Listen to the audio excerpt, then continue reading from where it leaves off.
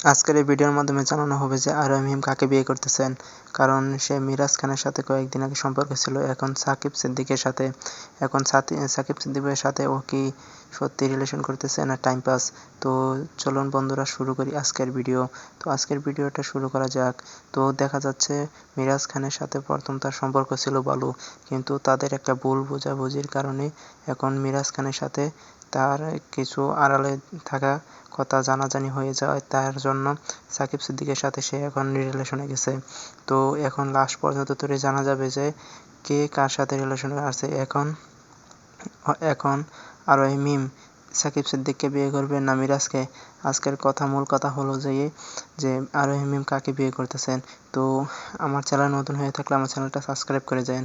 তো নেক্সট ভিডিওতে দেখাবো যে আরোহিম কাকে বিয়ে করতেছেন, মিরাজ সিদ্দিককে না অনুষ্কাকে। এখন আজকের টপিকটা রইল দ্বিতীয় পর্বে। তো যারা আমার চ্যানেল নতুন আছে আমার চ্যানেলটা সাবস্ক্রাইব করে যেও, কারণ আরোহিম ভাবে যে মিরাজ সিদ্দিক তার বন্ধু। তো পরের ভিডিও চাইলে কমেন্টে বলেন।